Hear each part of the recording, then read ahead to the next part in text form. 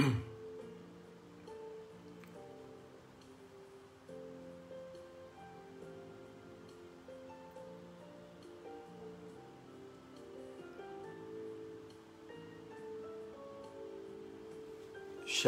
Bapak Ibu yang terkasih di dalam Tuhan. Salam sejahtera, salam sukacita, haleluya.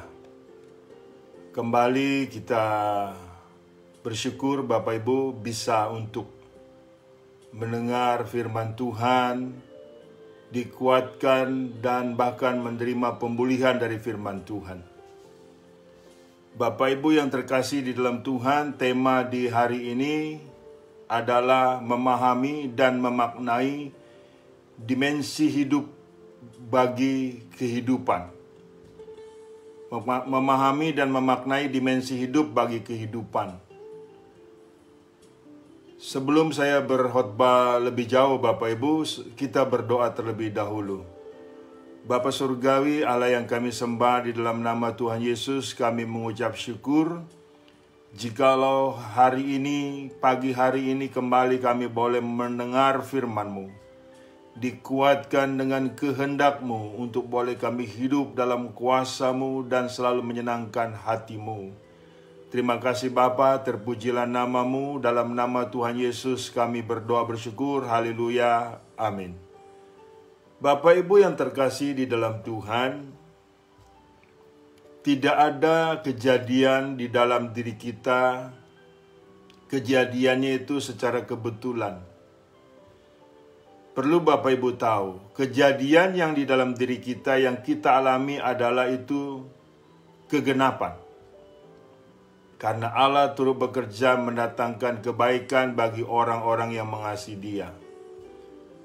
Memahami dan memaknai dimensi hidup bagi kehidupan ini penting bagi Bapak Ibu sekalian dan bagi kita sekalian. Apa itu dimensi hidup Bapak Ibu? Dimensi adalah satu wilayah yang sangat luas, sangat dalam, sangat-sangat begitu luar biasanya. Rupanya Bapak Ibu, dari sekian banyak persoalan masalah kita yang merupakan dimensi hidup, sesungguhnya itu adalah nilai-nilai kehidupan kita. Dan ternyata saya rangkum tuh cuman ada 4. Cuman ada 4 dimensi hidup Bapak Ibu. Sebagai ayat pembuka, mari kita baca di dalam Filipi 4 ayat 12 sampai 14. Bapak Ibu bisa mempersiapkan Alkitabnya, atau saya membacakan untuk kita sekalian Filipi 4 ayat 12 sampai 14. Aku tahu apa itu kekurangan dan aku tahu apa itu kelimpahan. Dalam segala hal dan dalam segala perkara tidak ada sesuatu yang merupakan rahasia bagiku. Baik dalam hal kenyang maupun dalam hal kelaparan, baik dalam hal kelimpahan maupun dalam hal kekurangan. Segala perkara dapat kutanggung di dalam Dia yang memberi kekuatan kepadaku. Saudaraku yang dikasihi Tuhan, inilah nilai dimensi kehidupan yang juga dialami oleh Rasul Paulus. Aku tahu apa arti lapar, aku tahu apa arti kenyang, aku tahu apa arti kekurangan, aku tahu apa arti kelimpahan. 4 dimensi ini Bapak Ibu ternyata sangat terbukti sudah banyak menjatuhkan orang-orang beriman dari hal-hal ini. Entah dia menjadi peminta-minta atau kecewa dengan Tuhan tatkala kemiskinan itu ada pada dia, atau terjadi kesombongan pada saat terjadi nilai kelimpahan. Nah, ini saudaraku sudah menyasar daripada nilai-nilai Tuhan. Artinya sudah menyimpang. Kalau kondisi itu yang dialami Bapak Ibu sekalian. Contohnya lagi misalnya, tatkala Bapak Ibu kelimpahan, sombong. Tatkala Bapak Ibu kesusahan, sungut-sungut. Tatkala Bapak Ibu kenyang, tidak tahu apa arti kenyang, malah kekenyangan. Jadi nggak ada batas waktu, rakus. Atau serakah. Iya kan? Nah, inilah yang harus kita pahami dalam hidup ini Bapak Ibu. Bagi Paulus ini merupakan bukanlah rahasia lagi. Kenapa? Karena di sini segala perkara dapat kutanggung di dalam Dia yang memberi kekuatan kepadaku. Nah, dalam kehidupan kita Bapak Ibu, sebetulnya kita ini sedang dalam kondisi melayani Tuhan, sedang beriman kepada Tuhan. Jadi harusnya seperti itu Bapak Ibu. Kalau kita sedang dalam melayani Tuhan, sedang di dalam beriman kepada Tuhan Yesus, hal kelimpahan, hal kesengsaraan, hal kekurangan, hal kelaparan itu bukan lagi rahasia Bapak Ibu. Itu satu nilai kehidupan sebetulnya, satu nilai proses. Iya kan? Tetapi kalau kita dalam kondisi ujung-ujungnya adalah Tuhan, oleh karena Tuhan, itu tidak mengapa. Bahkan proses-proses tersebut yang kita alami menjadikan kita kuat di dalam Tuhan dan menjadikan kita mengerti akan makna-makna 4 bagian itu. Waktu kita lapar, apa arti lapar? Menurut firman Tuhan. Waktu kita kenyang menurut firman Tuhan itu apa maknanya? Waktu kita kelimpahan, apa itu maknanya? Waktu kita kekurangan, apa itu maknanya? Jadi itu bukan lagi rahasia Bapak Ibu. Jadi sepertinya saudara, kita berpikir bahwa kita hidup kekurangan, hidup kelaparan, hidup kelimpahan, iya kan? Hidup kenyang, itu merupakan rahasia. Enggak rahasia saudara. Semua kita pernah alami itu. Iya kan, kita pernah alami itu. Tetapi saudaraku, hasilnya banyak yang berbeda. Makanya saya bilang 4 bagian ini atau 4 dimensi ini sudah banyak membuat orang jatuh bangun di dalam dosa. Kita lihat yang pertama. Kita lihat yang pertama saudaraku, soal lapar saudaraku. Kita lihat di dalam 2 Korintus pasal 11 ayat 26 sampai 31.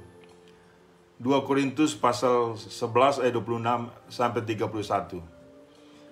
Dalam perjalananku aku sering diancam bahaya banjir dan bahaya penyamun, bahaya dari pihak orang-orang Yahudi dan dari pihak orang-orang bukan Yahudi, bahaya di kota, bahaya di padang gurun, bahaya di tengah laut, dan bahaya dari pihak saudara-saudara palsu. Aku banyak berjeri lelah dan bekerja berat. Kerap kali aku tidak tidur, aku lapar dan dahaga. Kerap kali aku berpuasa, kedinginan dan tanpa pakaian. Dan dengan tidak menyebut banyak hal lain lagi, urusanku sehari-hari yaitu untuk memelihara semua jemaat-jemaat. Jika ada orang yang merasa lemah, tidakkah aku turut merasa lemah? Jika ada orang tersandung, tidakkah hatiku hancur oleh duka cita? Jika aku harus bermegah, maka aku akan bermegah atas kelemahanku. Allah yaitu Bapa dari Yesus Tuhan kita yang terpuji sampai selama-lamanya tahu bahwa aku tidak berdusta. Ini saudaraku. Soal lapar Bapak Ibu, Paulus itu sering saudaraku. Soal kelaparan itu sering. Tetapi saudaraku, di dalam koridor, dalam kerangka memelihara jemaat-jemaat yang ada yang dia gembalakan. Kalau kita mengalami kelaparan Bapak Ibu, dalam koridor beriman kepada Tuhan itu tidak usah aneh Bapak Ibu. Anda boleh mengatakan, karena Allah turut bekerja mendatangkan kebaikan bagi setiap orang yang mengasihi Dia. Anda boleh mengatakan bahwa Allah menyertai aku adalah Allah yang luar biasa. Anda boleh mengatakan segala perkara dapat kutanggung di dalam Dia yang memberi kekuatan kepadaku. Bisa katakan hal itu. Tetapi Bapak Ibu, pada saat kita lapar, oleh karena kesusahan kita buat sendiri, kita foya-foya, jatuh miskin, kita berjudi, jatuh miskin, mengalami kelaparan. Tidak bisa mengatakan bahwa segala perkara dapat kutanggung di dalam Tuhan. Tidak bisa, saudaraku. Iya kan? Artinya bahwa itu kau buat sendiri. Nanti pada akhirnya, saudara, tidak terbukti dengan apa yang kau ucapkan. Seringkali ucapan segala perkara dapat kutanggung, lalu pada saat kelaparan, jadilah dia peminta-minta. Jadilah dia orang yang bersungut-sungut. Kenapa Tuhan memberikan aku kesusahan, kemiskinan sehingga aku kelaparan? Padahal keadaan kondisi kemiskinan dan kelaparan karena awalnya foya-foya atau malas kerja. Nah ini kan berbeda, saudaraku. Iya kan?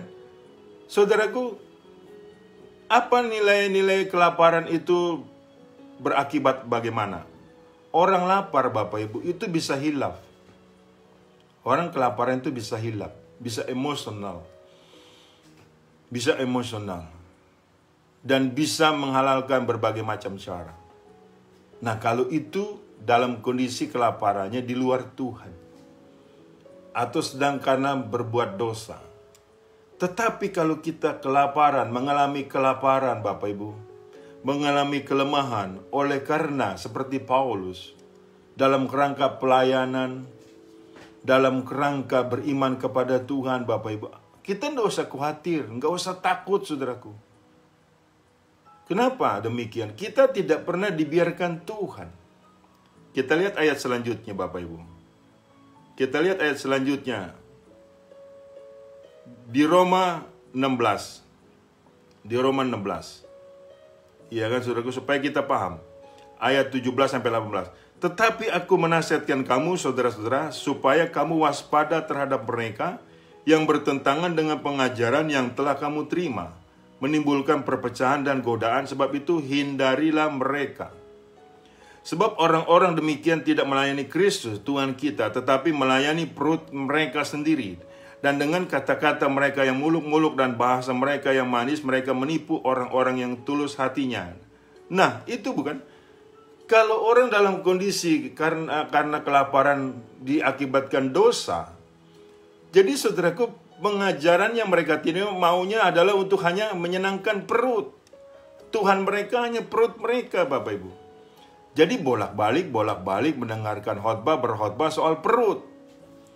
Iya kan? Banyak sekali umat Tuhan seperti itu. Kesenangannya adalah soal perut, soal nilai-nilai urusan perut, saudaraku. Sehingga Tuhan mereka adalah perut. Jadi mereka dikendalikan oleh kelemahan. Bukan mereka mengendalikan kelemahan. Tatkala mereka lapar, mereka menjadi buas. Tatkala mereka lapar, mereka menjadi sinis. Tatkala mereka lapar, mereka bisa berbuat apa saja. Menghalalkan cara demi untuk nilai menutupi kelaparan. Tetapi pada saat kelaparan terjadi, tatkala kita sedang mempermuliakan Tuhan, pencobaan-pencobaan yang datang tidak melebihi kekuatanmu, saudaraku. Ini penting untuk kita pahami. Ini penting untuk kita cerna dan memaknai apa arti lapar. Iya, saudaraku, kalau kita lapar dalam kerangka sedang beriman kepada Tuhan, kita terpelihara, saudaraku. Kita terpelihara, saudaraku. Iya kan? Makanya dikatakan begitu di dalam Lukas 12 ayat 22 sampai 24. Yesus berkata kepada murid-muridnya, "Karena itu aku berkata kepadamu, janganlah khawatir akan hidupmu, akan apa yang hendak kamu makan, dan janganlah khawatir pula akan tubuhmu, akan apa yang hendak kamu pakai. Sebab hidup itu lebih penting daripada makanan, dan tubuh itu lebih penting daripada pakaian. Perhatikanlah burung-burung gagak yang tidak menabur dan tidak menuai dan tidak mempunyai gudang atau lumbung, namun demikian diberi makan oleh Allah. Betapa jauhnya kamu melebihi burung-burung itu." Jadikan nilai pemeliharaan Tuhan, saudaraku, kita beriman secara otomatis. Jadi pemeliharaan Tuhan itu, saudaraku, dengan beriman kita terjadinya secara otomatis. Tatkala kita lapar, itu ada pemeliharaan Tuhan, saudaraku. Dan tatkala kita lapar, kita tidak usah khawatir. Jangan terganggu hidup kita sedang beriman kepada Tuhan. Karena hidup itu lebih penting dari makanan. Jadi bukan makan untuk hidup, hidup untuk makan. Itu namanya hewan. Paham ya Bapak Ibu? Sehingga kita bukan urusan-urusan nilai-nilai kedagingan. Bukan menurut hidup apa yang duniawi definisikan. Tapi menurut firman Allah yang definisikan mengenai hidup itu. Jadi tubuh ini lebih penting daripada pakaian dan hidup itu lebih penting dari makanan. Jadi kalau soal kelaparan atau lapar Bapak Ibu, Tuhan pasti memelihara. Dan firman-Nya sekali lagi saya kutip, engkau tidak pernah dibiarkan jatuh sampai tergeletak. Paham Bapak Ibu dimensi lapar? Karena dimensi lapar ini saudaraku demi perut, atas nama demi perut Bapak Ibu, mereka bisa melakukan kejahatan. Tetapi kita tidak demikian. Justru dalam kelemahanlah di situ letak kekuatan aku. Jadi Bapak Ibu, setiap kita, ya sudah barang tentu saudaraku bukan bicara demi perut, demi Tuhan. Karena Tuhan, kalau 1 ayat 23 lakukanlah semata-mata untuk Tuhan. Jadi Rasul Paulus pernah lapar Bapak Ibu, bahkan sering dia kelaparan, sering dia berpuasa. Dalam kerangka apa? Dalam kerangka kondisinya hidup dan memahami nilai kehidupan itu sendiri. Karena Tuhannya Yesus Kristus. Yang kedua saudaraku,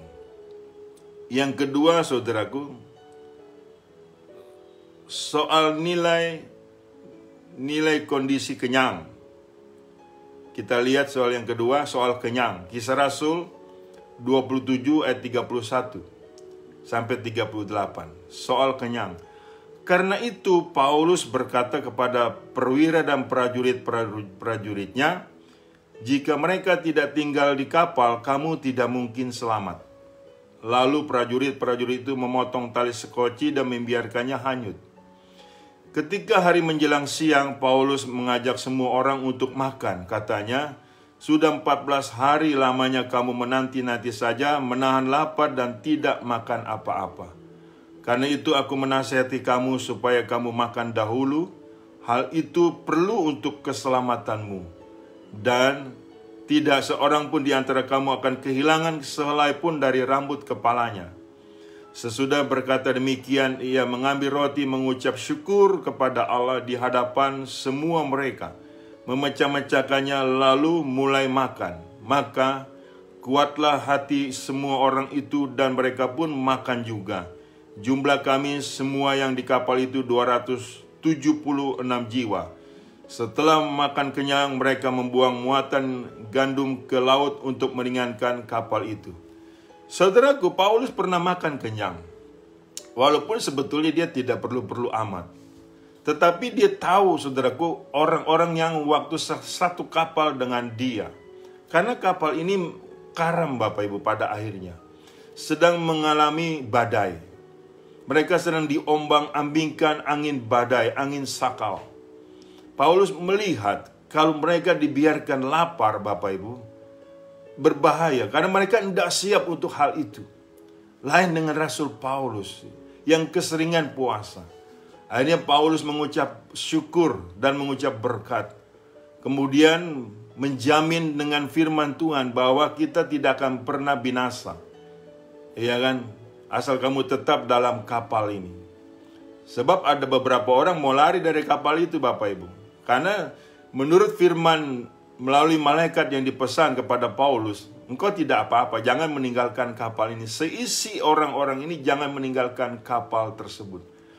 Artinya adalah Bapak Ibu, setiap kita apabila tidak meninggalkan kondisi-kondisi lari daripada kenyataan dan mengandalkan Tuhan Bapak Ibu, dan mengucap berkat, bersyukur kepada Tuhan, hal kelaparan saudaraku akan menjadi nilai-nilai kenyang, bukan kekenyangan.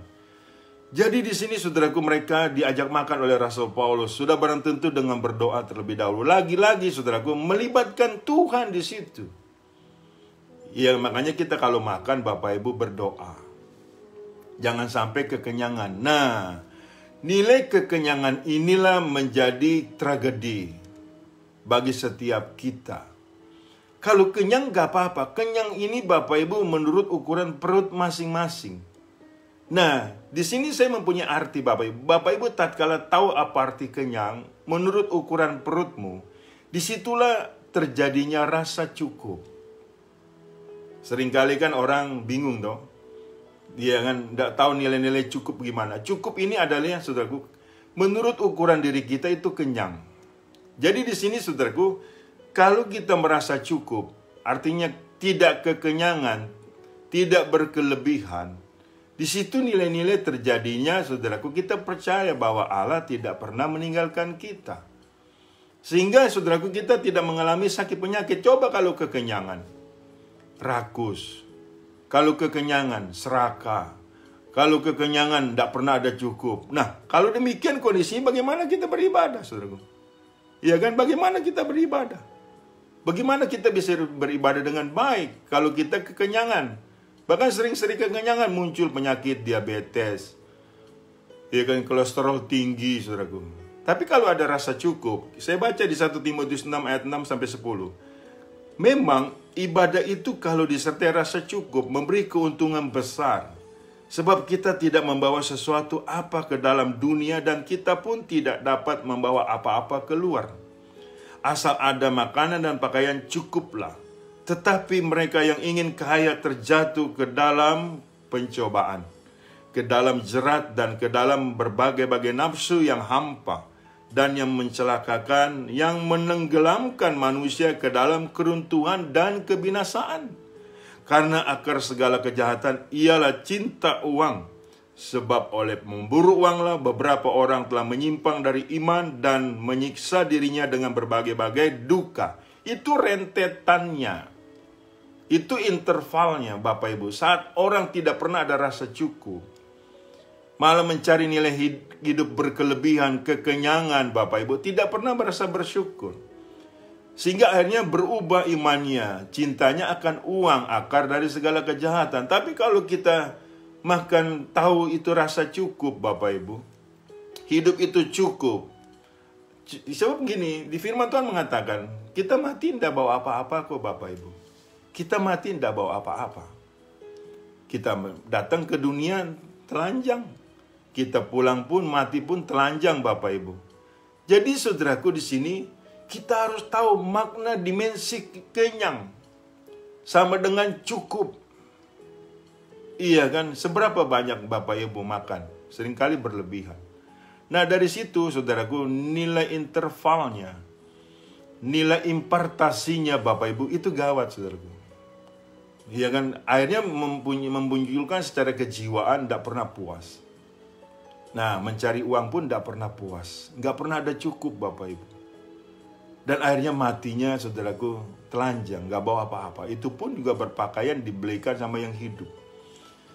Jadi, saudaraku, nilai cukup itu adalah nilai kenyang menurut ukuran kita, sehingga kita tidak mau berlebihan.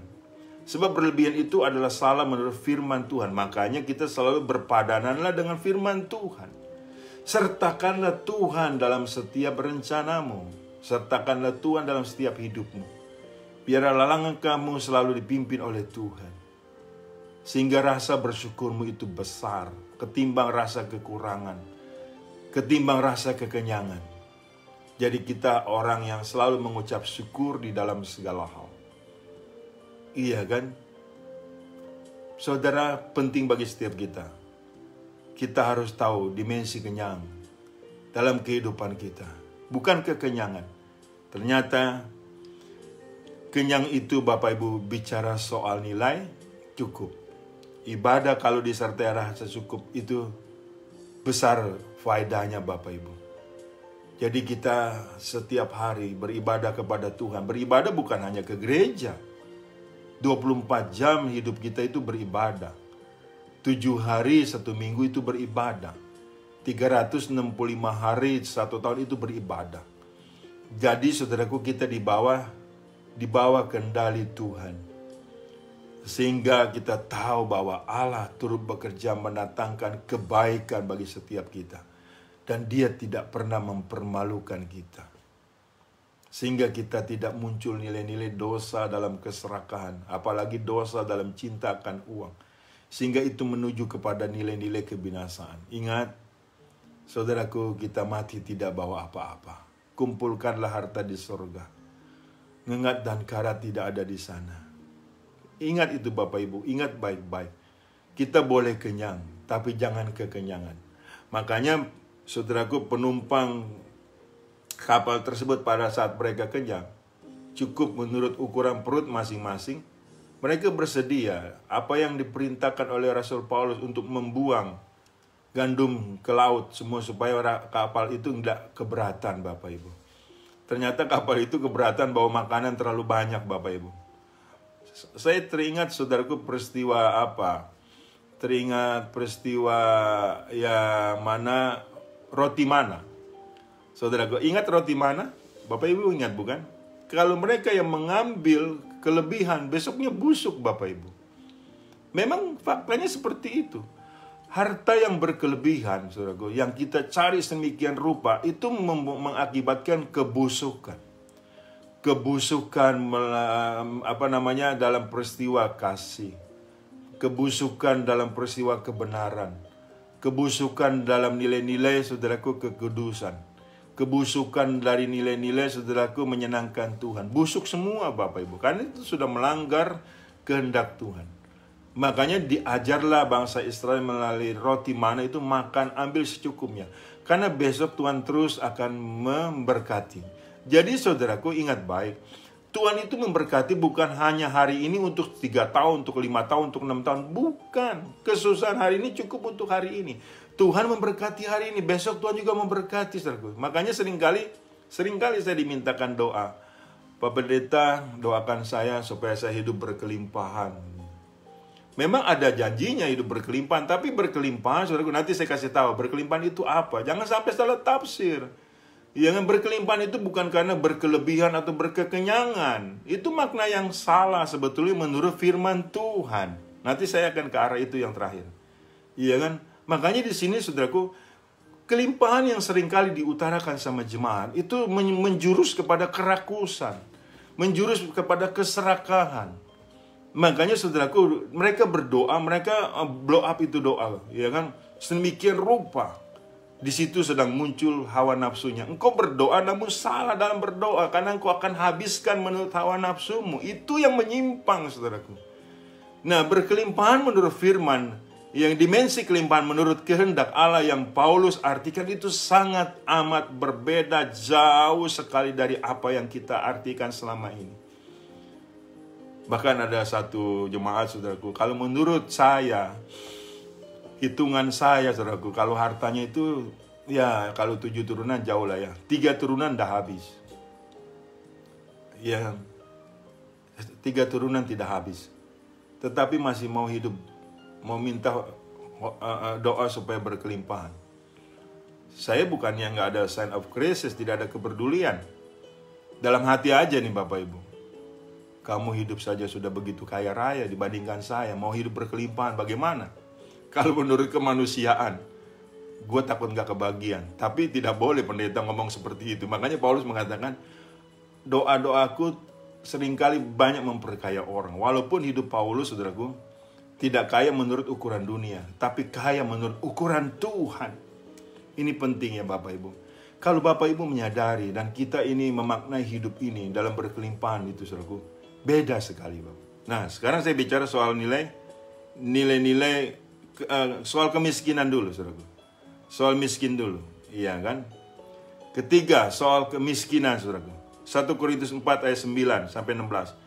Sebab menurut pendapatku, Allah memberikan kepada kami para rasul tempat yang paling rendah, sama seperti orang-orang yang telah dijatuhi hukuman mati. Sebab kami telah menjadi tontonan bagi dunia, bagi malaikat-malaikat, dan bagi manusia. Kami bodoh oleh karena Kristus, tetapi kamu arifkan dalam Kristus. Kami lemah, tetapi kamu kuat. Kamu mulia, tetapi kami hina. Sampai pada saat ini kami lapar, haus, telanjang, dipukul dan dihina, dipukul dan hidup mengembara. Kami melakukan pekerjaan tangan yang berat. Kalau kami dimaki, kami memberkati. Kalau kami dianiaya, kami sabar. Kalau kami difitnah, kami tetap menjawab dengan ramah. Kami telah menjadi sama dengan sampah dunia, sama dengan kotoran dari segala sesuatu sampai pada saat ini. Hal ini kutuliskan bukan untuk memalukan kamu, tetapi untuk menegur kamu sebagai anak-anakku yang kukasihi. Sebab sekalipun kamu mempunyai beribu-ribu pendidik dalam Kristus, kamu tidak mempunyai banyak bapa. Karena akulah yang dalam Kristus Yesus telah menjadi bapakmu, oleh Injil yang kuberitakan kepadamu. Sebab itu aku menasihatkan kamu, turutilah teladanku. Saudaraku yang dikasih Tuhan, Paulus bilang, aku miskin, aku seringkali lapar, aku seringkali hidup dalam kehinaan. Itu karena peran dan karena jabatan rasul yang dia emban. Itu karena dia punya tugas sebagai pemberita firman Tuhan. Tidak apa-apa miskin, itu miskin yang keren. Miskin tetapi tidak menjadi batu sandungan, tapi miskin menjadi teladan bagi orang lain. Apanya? Attitude-nya. Dalam kemiskinan Paulus tidak menjadi mempermalukan orang-orang yang dibimbingnya. Dalam kemiskinan di sini Paulus ingin memberitahu bahwa aku miskin bukan karena apa-apa.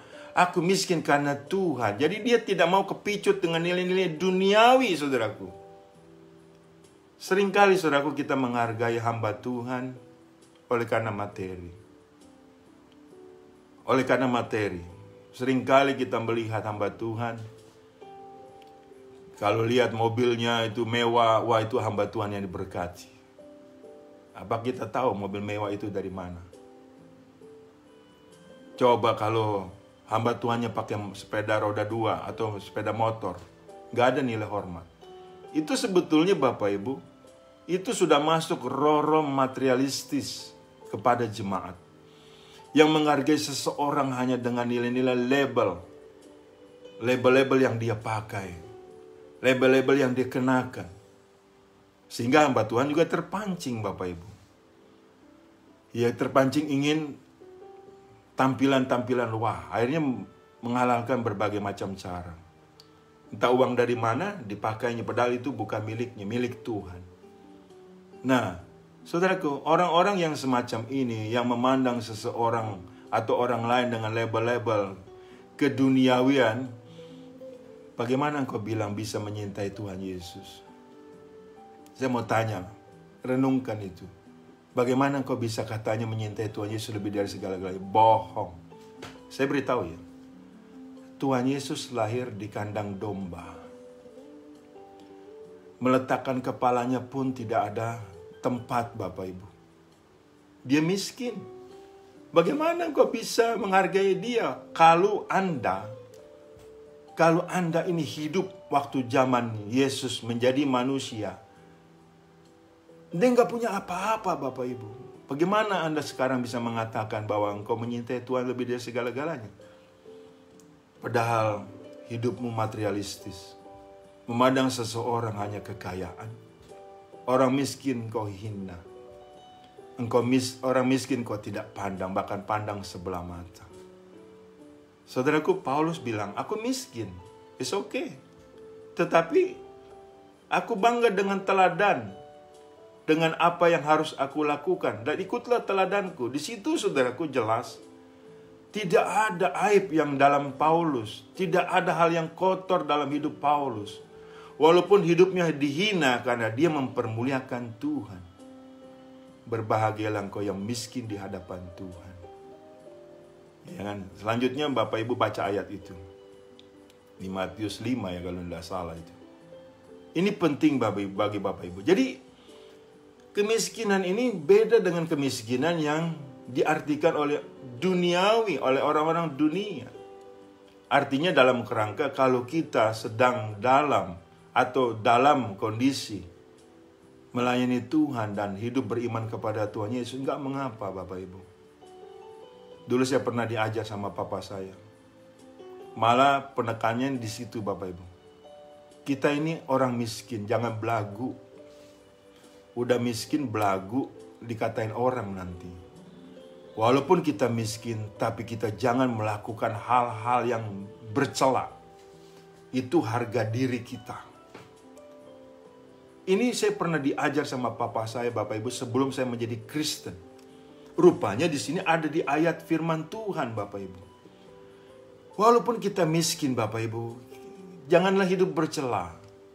Ini udah miskin bercela lagi. Wah, sudah habis.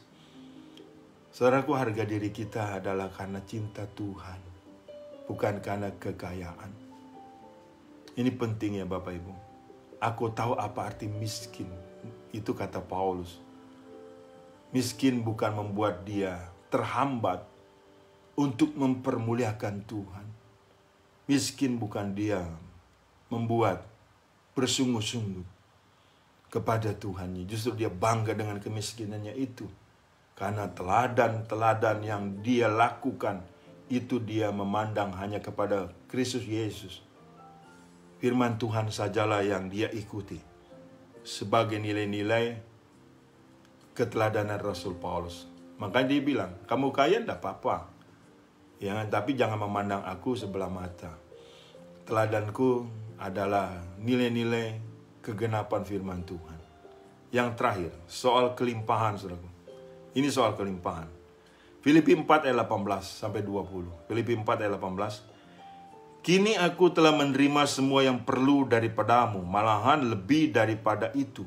Aku berkelimpahan karena aku telah menerima kirimanmu dari Epafroditus, suatu persembahan yang harum, suatu korban yang disukai dan yang berkenan kepada Allah. Allahku akan memenuhi segala keperluanmu menurut kekayaan dan kemuliaannya dalam Kristus Yesus. Dimuliakanlah Allah dan Bapa kita selama-lamanya. Amin. Kelimpahannya di mana Bapak Ibu? Apa yang dibawa yang melalui Epafroditus atas kiriman orang-orang di Yerusalem, dari Yerusalem? Ya kan, karena Paulus waktu itu sedang dipenjara Bapak Ibu di kota Roma. Apa yang dibawa oleh Epafroditus? Kok dia bilang kelimpahan, saudaraku? Bahkan dikatakan suatu persembahan yang harum, suatu korban yang disukai dan yang berkenan kepada Allah. Rupanya ini saudaraku persembahan dengan kasih yang tulus. Karena waktu itu Paulus Bapak Ibu sedang berkesusahan, sedang dipenjara. Secara materi Bapak Ibu saya pikir tidak banyak yang dibawa melalui Epafroditus. Tetapi itu Paulus tahu itu persembahan orang-orang yang mengasihi dia. Orang-orang yang menyintai Paulus Bapak Ibu. Yang mana ada kepedulian setiap dalam kehidupan Paulus tatkala dia di penjara. Saudaraku, kelimpahan itu ternyata Bapak Ibu adalah pemberian yang tulus. Bukan karena jumlah Bapak Ibu. Seperti kita memberikan persembahan kepada gereja. Seringkali saudaraku kita berkelit. Pak Pendeta, nanti kalau saya udah kaya saya memberi lebih. Iya toh? Nunggu kaya Bapak Ibu. Kalau dasarnya pelit, udah kaya juga tetap pelit Bapak Ibu. Bapak Ibu ingat waktu Yesus pernah mengamati di depan pintu rumah ibadah, ada seorang janda yang miskin memberikan dari kekurangannya. Itulah yang Yesus tekankan. Yang dibenarkan adalah memberi dari kekurangan. Karena dengan kasih. Karena orang itu pada saat memberi, dia nggak tahu lagi besok mau makan apa. Dia sepenuhnya menyerahkan hidupnya ke dalam Tuhan. Ke dalam tangan Tuhan. Dia beriman di situ luar biasa Bapak Ibu. Jangan memberi ini tunggu kaya raya. Tunggu kaya apa Bapak Ibu? Iya kan? Memberi ini ya kan nggak usah pusing lah. Pokoknya kalau kita ada ketulusan berapapun saudaraku. Iya kan? Tuhan gak lihat jumlah. Kecuali kita dinilai sama orang lain. Bahkan perlu dicatat di warta gereja. Kalau gak tercatat di warta gereja, mengamuk, marah. Menuduh yang bukan-bukan. Mana pemberian saya di gereja ini? Kok tidak dicatat? Nama saya tidak ada. Jangan-jangan uangnya dimakan ini, dimakan itu, dimakan tikus, dimakan tetek bengek lah. Saudara, ini bukan pemberian yang tulus. Jika engkau memberi, tangan kanan, tangan kiri tidak usah tahu. Ini saya tekankan kembali Bapak Ibu. Di sini rupanya Paulus tahu persis pemberian dari umat Tuhan melalui Epafroditus ini adalah pemberian yang tulus. Iya kan? Ternyata saudaraku dilihat itu adalah kasih. Karena Allah adalah kasih. Iman, pengharapan, dan kasih. Ternyata yang lebih besar dari hal itu adalah kasih. Saudaraku, kasih itu melahirkan nilai yang tulus, tanpa pamrih. Saudaraku, iya kan? Bahkan memberi nilai-nilai yang terbaik. Makanya arti kelimpahan menurut firman Tuhan yang Paulus utarakan adalah karena mereka memberi dengan tulus. Dan di situ Paulus menyadari bahwa ketulusan itu adalah persembahan yang harum di hadapan Tuhan. Makanya dia bilang di ayat 19-nya, Allahku akan memenuhi segala keperluanmu menurut kekayaan dan kemuliaannya dalam Kristus Yesus. Dan akhirnya dimuliakanlah Allah dan Bapa kita selama-lamanya. Amin. Saudaraku yang dikasihi Tuhan, Paulus tidak segan-segan dengan doanya. Iya kan? Untuk kepada orang-orang yang tulus. Dan tidak pernah takut akan nilai-nilai doanya salah. Makanya dikatakan Allahku akan memenuhi segala keperluan menurut kekayaan dan kemuliaan dalam Kristus Yesus. Luar biasa. Saya ingat Bapak Ibu yang Paulus pernah pesan melalui firman Tuhan, janganlah engkau cepat-cepat menumpangkan tangan Bapak Ibu. Sebab menumpangkan tangan itu, saudaraku, ada satu impartasi yang luar biasa. Jikalau orang yang kita tumpangkan tangan tidak menyadari akan apa arti tumpangan tangan seorang hamba Tuhan, itu sia-sia. Itu sia-sia Bapak Ibu. Jadi enggak klop. Makanya saya waktu setiap jemaat minta didoakan, saya tanya, minta doakan apa? Supaya hidup berkelimpahan. Untuk apa? Supaya orang ini pintar dan sukses. Untuk apa? Supaya saya tahu tujuannya. Kalau bukan karena Tuhan atau lepas dari kehendak Tuhan, ini akan kacau Bapak Ibu. Mereka nanti hidup berkelimpahan, foya-foya. Mereka nanti hidup sukses, lupa Tuhan. Makanya itu perlu di-screening kembali. Atau nggak mungkin lah saudaraku, saya mendoakan orang yang malas belajar jadi pintar, itu dukun.